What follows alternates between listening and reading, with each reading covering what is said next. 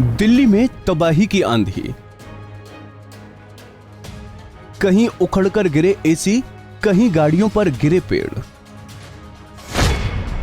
जामा मस्जिद का गुंबद क्षतिग्रस्त। विजय चौक पर हवा में उड़ा ट्रैफिक बूथ। सीबीआई हेडक्वार्टर के पास सड़क पर गिरी टीन शेड।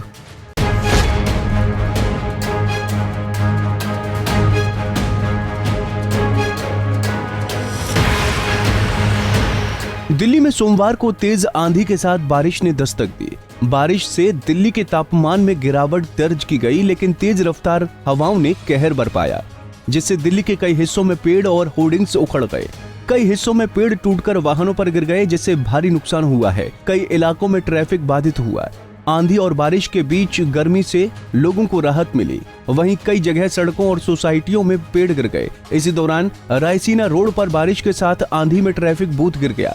दिल्ली में बारिश आंधी से उखड़े पेड़ के नीचे एक बस फंस गई, जिससे संचार भवन के पास यातायात बाधित हो गया। इसके अलावा कई स्थानों पर लोगों को परेशानी का सामना करना पड़ा। दिल्ली में तेज बारिश और आंधी के बीच संसद मार्ग इलाके में एक इमारत में लगे एयर कंडीशनर गिर गए। इस दौरान पेड़ उखड़कर गिर गए और कारों और ऑटो रिक्शा पर गिर गए, जिससे उन्हें नुकसान पहुंचा। दिल्ली में शाम के समय तेज बारिश और आंधी के बीच पेड़ गिरने के साथ ही संसद मार्ग इलाके में एक इमारत में लगे एयर कंडीशनर यानी एसी गिरने से वाहन क्षतिग्रस्त हो गए। समथिंग मैं 9-9:15 बजे के आसपास आया था यहाँ पर, तो मुझे फरीदाबाद जाना था।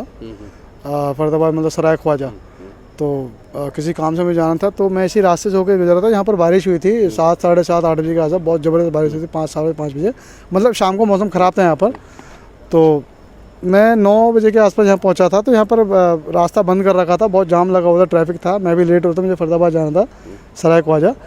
तो यहाँ आके पता लगा कि कोई मतलब बंदा डूब गया है। और मैं यहाँ पर रुक के काफ़ी देर मतलब वेट किया मैंने, शायद रास्ता खुल जाए, पर रास्ता खुला नहीं था। और फाइनली जब मैंने देखा कि 2 बंदे वहाँ पर गोताखोर जो थे वो कोशिश कर रहे थे किसी को ढूंढने की, तो जो आसपास में चश्मदीद थे उन्होंने मुझे बताया था कि भाई कोई बंदा था, वो शायद नशे में था। तो वो साइड से कोई रेलिंग टूटी हुई है, वहाँ पर साइड से कोई रेलिंग टूटी हुई है। तो वो साइड से घुसा और पानी में थोड़ा तैरता हुआ गया था। और वो तैरता हुआ गया तो साइड में एक बोर्ड है वहाँ पर शायद वो सीवर की खुदाई हो रही है, सफाई हो रही है, उसके बारे में मुझे ध्यान नहीं है, पर इतना मुझे पता था सीवर की वहाँ पर खुदाई हो रही है। तो वो वहाँ पर गया है और वो ऐसे मतलब तैरता हुआ गया, जो भी गया। वो फाइनली जब वहाँ बोर्ड के पास एक बोर्ड लगा हुआ है वहाँ पर, जहाँ पर लिखा हुआ है कि आगे मतलब पानी का जल भराव होता है, तो आगे जाना बरसात की स्थिति में खतरा है, तो आप आगे ना बढ़ें।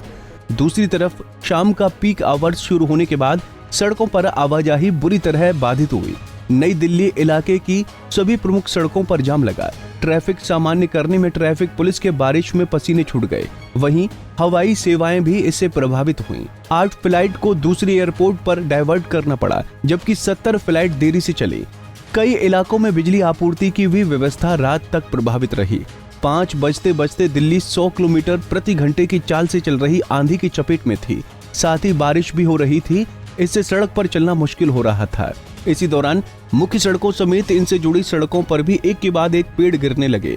देखते ही देखते ज्यादातर सड़कें पेड़ों से अटी पड़ी रहीं। नई दिल्ली इलाके में सभी सड़कों पर बड़ी संख्या में गिरे पेड़ों को उठाने एवं काटने में एनडीएमसी को करीब 1 सप्ताह लगेगा।